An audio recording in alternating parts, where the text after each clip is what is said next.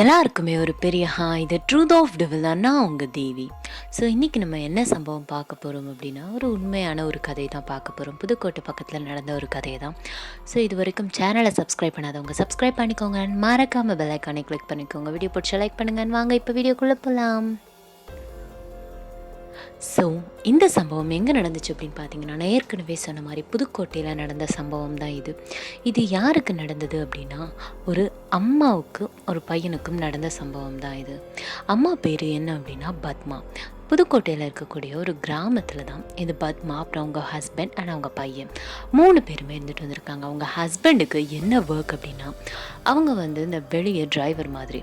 So வெளியே எங்கேயாவது போனாங்க அப்படின்னா ஒரு 2-3 டேஸ்க்கு ஒரு டைம் தான் வீட்டில் தங்குவாங்க. அதுக்கப்புறமா வெளியே மறுபடியும் லோடுக்கு எங்கேயாவது தூரமாக போயிட்டு மறுபடியும் ஒரு 2-3 டேஸ்க்கு 1 டைம் அப்படி தான் தங்கி வீட்டில் பார்த்துக்குவாங்க.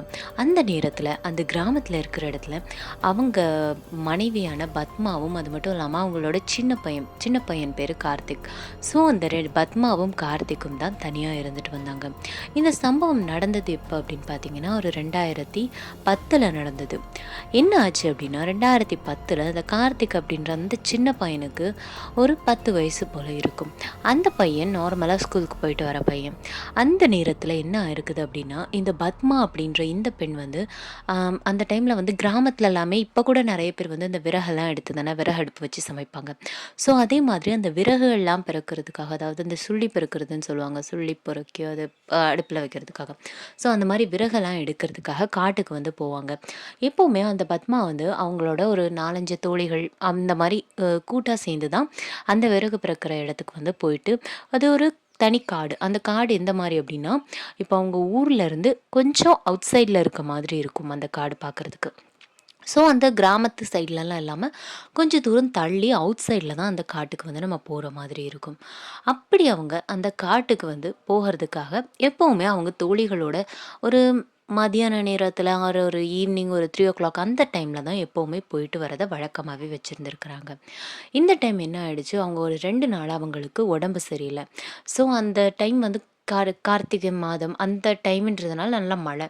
ஸோ அதனால் அவங்களுக்கு கொஞ்சம் உடம்பு சரியில்லாமல் காய்ச்சல் வந்திருந்ததுனால 2 நாளாக அவங்களால விறகு பறக்கவும் போக முடியல. அதே சமயத்தில் இந்த பையனும் சின்ன பையன்தான், அவங்க ஹஸ்பண்டுமே வேலைக்கு போயிடுவாங்க. அதனால் வீட்டில் வேறு யாருமே கிடையாது. 2 நாள் கழித்து இவங்களுக்கு நல்லா உடம்பு சரியானதுமே வீட்டில் விறகு எதுவுமே இல்லை. அந்த டைமில் இவங்க வீட்டில் இந்த கேஸ் அடுப்பு எதுவுமே கிடையாது. அவங்க வீட்டில் அப்போவுமே விறகு அடுப்பு தான் வச்சு சமைச்சிட்டு இருந்திருக்காங்க.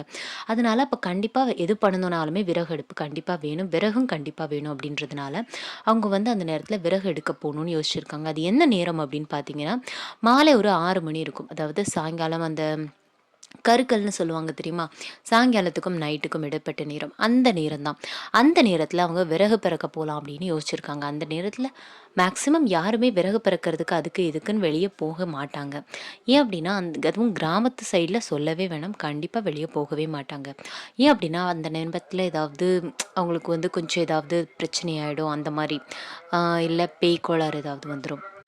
அப்படி இந்த பத்மா அப்படின்றவங்க அவங்க பையனை விட்டுட்டு, அவங்க பையன் அந்த இருட்டு நேரத்தில் கூட்டிகிட்டு போக வேணான்னு சொல்லிட்டு அவங்க பையனை அவங்க வீட்டிலேயே விட்டுட்டு, இந்த பத்மா அப்படின்றவங்க என்ன பண்ணியிருக்காங்கன்னா, விறகு பிறக்கிறதுக்காக வேண்டியே இந்த ஊர்லேருந்து அவுட் சைடில் இருக்கக்கூடிய அந்த ஒரு காட்டுக்கு போயிருக்காங்க.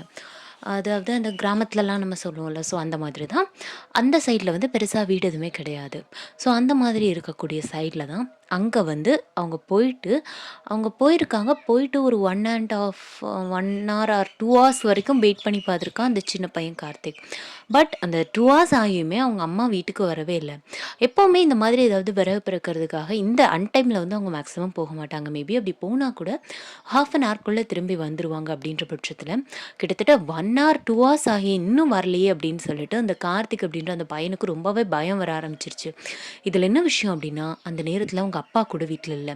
2 பேருமே இல்லாமல் கிட்டத்தட்ட 8 மணி வரைக்கும் அவங்க அம்மா விறகு பிறக்க போனது 6 மணிக்கு. 8 மணி ஆகி அவங்க அம்மா வரலன்னோடனே, இந்த பையனுக்கு கொஞ்சம் கொஞ்சமா பயம் குடுக்க ஆரம்பிச்சுருச்சு. ஸோ அவங்க பக்கத்து வீட்ல இருக்கக்கூடிய அந்த ஒரு ஹஸ்பண்ட் அண்ட் ஒய்ஃப் அண்ட் ஒரு குழந்தை. ஸோ அந்த மாதிரி இருக்கிறாங்க. அந்த ஃபேமிலிட்ட போய் இவன் வந்து சொல்றான், "இந்த மாரி அம்மா வந்து இந்த நேரத்தில போனாங்க. ஆனா இன்னும் வரல." அப்படின்னு சொல்லிட்டு அந்த பையன், அந்த சின்ன பையன் வந்து அழுதுகிட்டே சொல்றான்.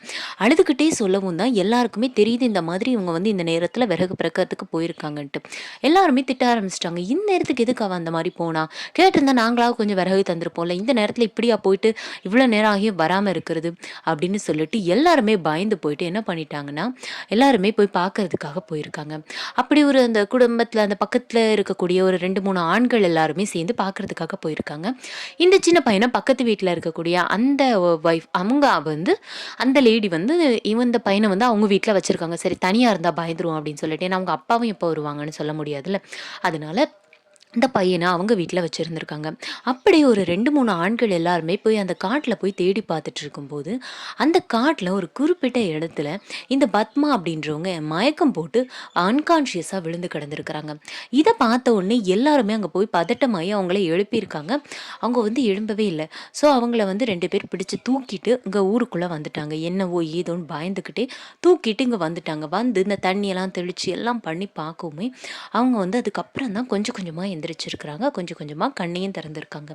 ஆனா கண்ண திறந்ததுலேருந்து அவங்களோட ஆக்டிவிட்டீஸ் எல்லாமே டோட்டலா சேஞ்ச் ஆகுறத எல்லாருமே நோட் பண்ணியிருக்காங்க. கார்த்திக் மொதற்கொண்டு. என்ன பண்ணியிருக்காங்க அப்படின்னா, அவங்க கண்ண திறந்ததுமே அவங்கள வந்து எப்படி சொல்றது? ஒரு ஒரு 5 or 6 years old girl baby வந்து எப்படி பேசும்? அதாவது இந்த சின்ன பொண்ணுங்க வந்து எப்படி பேசுவாங்க? சின்ன குழந்தைங்க. ஸோ அந்த மாதிரி ஒரு மாதிரி அழுகிறது. அந்த எந்திரிச்ச உடனே எல்லாரையும் பார்த்து பயந்து ஒரு மாரி அழ ஆரம்பிச்சிருக்காங்க. அந்த அழுகை வந்து அந்த குழந்தைங்களோட அழுகை எப்படி இருக்கும்? அந்த மாதிரி அழ ஆரம்பிச்சிருக்காங்க. இத பார்த்த உடனே எல்லாருக்குமே ஒரு வித அதிர்ச்சியா இருந்துச்சு. என்ன இவ இந்த மாதிரி பண்ணிட்டுருக்கா அப்படின்னு. ஏன் அப்படின்னா அவங்க அ இந்த ஃபன்னியா பேசுறது அந்த மாரிலாம் ரொம்ப பேச மாட்டாங்க. அது ஒரு மெச்சூர்டான ஒரு கேரக்டர்ல தான் இருப்பாங்க. எப்பவுமே இந்த பிராங்க் பண்றது அந்த மாரி எதுவுமே பண்ண மாட்டாங்க. ரொம்ப மெச்சூர்டா தான் இருப்பாங்க. ஸோ திடீர்னு இவங்க இப்படி பண்ணவுமே எல்லாருக்குமே ஒரு வித அதிர்ச்சியா தான் இருந்துச்சு. இவளுக்கு என்ன ஆச்சு? நல்லா தானே இருந்தா. ஏன் இந்த மாதிரி இப்ப பண்ணிட்டு இருக்கான்னு எல்லாருக்குமே ஒரு வித அதிர்ச்சி. ஆனா மேபி அங்க போய் எதையாவது பார்த்து பயந்துருப்பாரு. அதில போய் மயக்கம் போட்டு விழுந்திருந்தாலும் மேபி தலையில ஏதாவது அடிபட்டுருக்கும். நம்ம வந்து நாளைக்கு அவள ஹாஸ்பிட்டல் கூட்டு போயிடலாம் அப்படின்னு சொல்லிட்டு எல்லாருமே கார்த்திகையும், அவங்க அம்மாவையும் அவங்க வீட்டுக்கு அனுப்பிச்சு வச்சுட்டாங்க. அந்த நைட்டுன்னு பார்த்து அவங்க அப்பாவுமே வீட்டுக்கு வந்துட்டாங்க. வீட்டுக்கு வந்த உடனே பக்கத்து வீட்டுக்காரங்க எல்லாருமே இந்த மாரி விஷயம் அப்படின்னு சொல்லிட்டாங்க. அவங்க அப்பாவும் இது ரொம்ப பெரிய விஷயமா எடுத்துக்கல. சரி நம்ம நாளைக்கு ஹாஸ்பிட்டல் கூட்டிட்டு போயிடலாம். ஹாஸ்பிட்டல் கூட்டிட்டு போயிட்டு என்ன நடக்குது அப்படின்னு சொல்லிட்டு பார்க்கலாம் அப்படின்ட்டு அவங்களும் ஹாஸ்பிட்டல் கூட்டிட்டு போயிருக்காங்க. ஹாஸ்பிட்டலுக்கு அடுத்த நாள் கூட்டிட்டு போறதுக்காக அவங்க 3 பேருமே கார்த்திகையுமே அவங்க வந்து கூட்டிட்டு தான் போயிருக்காங்க. அன்னைக்கு சண்டே அப்படின்ற காரணத்தினால. ஸோ கார்த்திகையும் கூட்டிட்டு ஹாஸ்பிட்டலுக்கு போயிருக்காங்க. அவங்க அம்மாவுக்கு வந்து ஏதாவது தலையில அடிபட்டுருக்குது. அவங்க வந்து இந்த குழந்தை மாரியே பிஹேவ் பண்ண ஆரம்பிச்சுட்டாங்க. வீட்ல சமைக்கிறதில்ல, எதுவுமே பண்றதில்ல. ஒரு குழந்தை இருந்தா எப்படி இருக்கும்? அந்த மாரி இருக்கிறாங்க. அந்த மாரி பேசுறது, எல்லாமே அந்த மாதிரி பண்ணவுமே கார்த்திக்கும் ஒரு வித குழப்பமாயிடுச்சு. அவங்க அப்பாவுக்குமே என்ன பண்றதுன்னு தெரியல. ஹாஸ்பிட்டல் கூட்டிட்டு போய் தலையிலலாம் செக் பண்ணி பார்க்குறாங்க. பட் தலையிலலாம் எந்தவித அடியும் படல. அவங்க கம்ப்ளீட் நார்மலா தான் இருக்கிறாங்க. அவங்களுக்கு எந்த பிரச்சனையும் கிடையாது. அப்படின்ற பட்சத்தில இப்ப இது அப்ப யாருக்கு தான் ப்ராப்ளம்? அப்ப என்ன ப்ராப்ளம் ஆயிருக்கும்? அப்ப எதுதான் இப்படி இருக்கும் அப்படின்னு சொல்லிட்டு அவங்களுக்கும் என்ன முடிவெடுக்கிறதுன்னு தெரியல. ஒரு வேளை ஏதாவது பார்த்து பயந்துருப்பாங்க. ஸோ ஒரு 2, 3 டேஸ் கழிச்சு நார்மல் ஆயிடுவாங்க அப்படின்னு டாக்டரும் சொல்லியிருக்காங்க. ஸோ அதையும் அவங்க பெரிய விஷயமா எடுத்துக்காம மறுபடியும் வீட்டுக்கு வந்திருக்காங்க. ஆனாலுமே அந்த பத்மாவோட ஆக்டிவிட்டீஸ் வந்து மாறுன மாரியே தெரியல. அந்த குழந்தைத்தனத்திலேயே தான் இருந்திருக்கிறாங்க. அந்த குழந்தைத்தனத்திலேயே ஒரு மாதிரி சிணுங்கிக்கிட்டு அப்படி தான் இருந்திருக்கிறாங்க. அன்னைக்கு நைட் என்ன ஆயிருக்கு அப்படின்னு பார்த்தீங்கன்னா, அன்னைக்கு நைட்டு இந்த கார்த்திக், அதுக்கப்புறமா அவங்க அம்மா, அதுக்கப்புறம் அவங்க அப்பா 3 பேரும் தான் தூங்கிட்டு இருக்காங்க. ஏன்னா, இன்னைக்கு அவங்கள ஹாஸ்பிட்டல் கூட்டிட்டு போனதுனால, அந்த கார்த்திக்கோட அப்பா வந்து அன்னைக்கு வந்து வண்டிக்கு போகல. ஸோ, அதனால 3 பேருமே படுத்திருக்காங்க. அப்படி படுத்திருக்கும்போது மிட் நைட்ல ஒரு 11 ஆர் 11:30 ஆர் 12:00 சம்திங் தான் இருந்திருக்கும். அந்த ஒரு 12:00 தான் இருந்திருக்கும். அந்த டைம்ல என்ன ஆச்சு அப்படின்னு பார்த்தீங்கன்னா, இந்த கார்த்திக்கு வந்து அந்த நேரத்துல முழிப்பு வந்திருக்குது. ஏதோ சத்தம் கேட்டு முழிப்பு வந்திருக்கு. என்ன சத்தம் அப்படின்னு பார்த்தீங்கன்னா, ஆ அந்த ஏதோ ஒரு சின்ன குழந்தை வந்து அழுகிற மாதிரி, ஒரு மாரி அழுகிற மாரி அந்த சத்தம் ரொம்ப ஒரு வீரியமா கேட்டிருக்கு. இத கேட்ட உடனே கார்த்திக்கு வந்து ஒரு மாதிரி பயம் குடுக்க ஆரம்பிச்சுருச்சு. அவங்க வந்து எப்படி படுத்திருந்தாங்கன்னா, அ கார்த்திக்கு அந்த பக்கமும், இந்த பக்கமும் அவங்க அம்மா, அப்பான்னு படுத்திருந்தாங்க. கார்த்திக் வந்து நடுவுல பெட்ஷீட் மூடிட்டு படுத்திருக்கிறான். ஸோ அப்படி படுத்திருக்கும்போது இந்த மாரி ஒரு சத்தம் கேட்கவும், அவன் வந்து பெட்ஷீட்ட வந்து விலக்கி பார்க்கவே இல்ல. அவனுக்கு பயம் வந்துருச்சு. என்னவா இருக்கும்? யாரு? ஏன்னா அவங்க வீட்டு பக்கத்துல இந்த மாரி சின்ன குழந்தை, பெண் குழந்தை யாருமே கிடையாது. அப்படின்ற பட்சத்துல அவங்க அம்மா அடிக்கடி நடந்துக்கிட்டாலும் அவங்களோட வாய்ஸ் வந்து இவனுக்கு தெரியும்ல. ஸோ அம்மாவோட வாய்ஸும் இது கிடையாது. அப்படின்ற பட்சத்துல வேற யாரோட வாய்ஸா இருக்கும்னு அவனுக்கு வந்து ஒரே கன்ஃப்யூஸ்ட். ஸோ அவன் என்ன பண்ணியிருக்கான், பக்கத்துல இருக்க அப்பாவ அப்படியே நைஸா அவர் வந்து இந்த லுங்கி வந்து போட்டிருந்திருக்காரு. அந்த லுங்கிய பிடிச்சு இழுக்கவும் அவங்க அப்பாவுக்கும் முழிப்பு வந்துருச்சு. முழிப்பு வந்தோடனே அந்த சத்தம் வந்து அவங்க அப்பாவுக்குமே ரொம்ப கிளியரா கேட்டிருக்கு. ஒரு சின்ன குழந்தை அப்படியே அழுதுகிட்டே இருக்க மாரியான சத்தம்.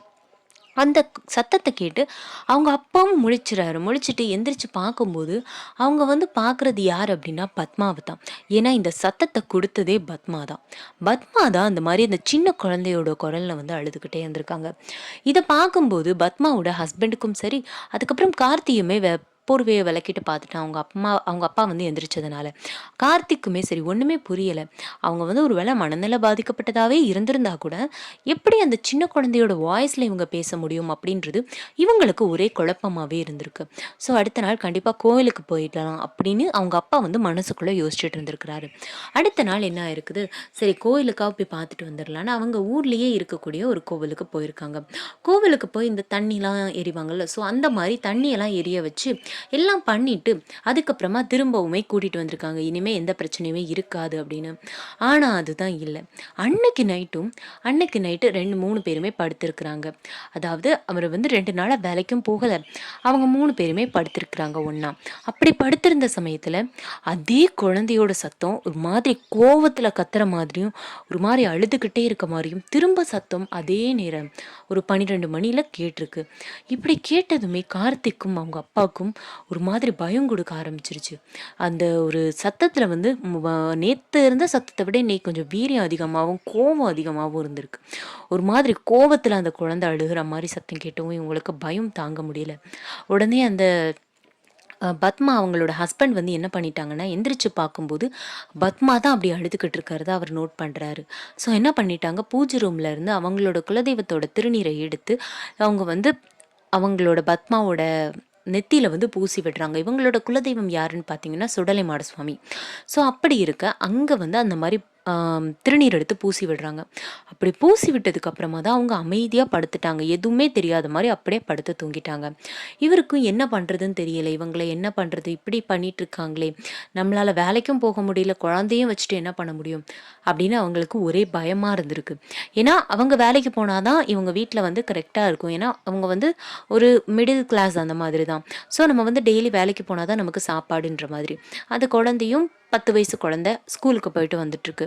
அப்படி இருக்கு இவங்களுக்கு பயமாயிட்டு இருக்கு. என்ன பண்றது அப்படின்றதே இவங்களுக்கு தெரியல. ஸோ என்ன பண்ணிட்டு இருக்காங்க, சரி ஒரு 2, 3 நாள் பார்ப்போம் என்னதான் நடக்குதுன்னு அப்படின்னு சொல்லிட்டு விட்டுட்டாங்க. அவங்க எதுவும் இப்போதைக்கு சிவியரா ஆகல அப்படின்னு சொல்லிட்டு அவங்க வந்து விட்டுட்டாங்க. ஆனா என்ன ஆயிருக்குது அப்படின்னா, ஒரு அடுத்த ஒரு 2 நாட்களுக்கு அதுக்கப்புறமா எந்த ப்ராப்ளமும் இல்ல. அவங்கள டெய்லி திருநீர் வந்து அவங்களுக்கு வந்து நைட் பூசி, அதுக்கப்புறமா படுக்க வச்சாங்க. ஸோ அந்த 2 நாள் நைட்டும் எந்த ப்ராப்ளமுமே இல்லாம தான் போயிட்டுருந்துச்சு.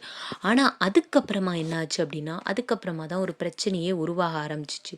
என்ன ஆச்சு அப்டின்னா, அவங்க படுத்திருந்த நேரத்துல கிட்டத்தட்ட ஒரு 2 மணி 2:30 அந்த டைம்ல இருக்கும்.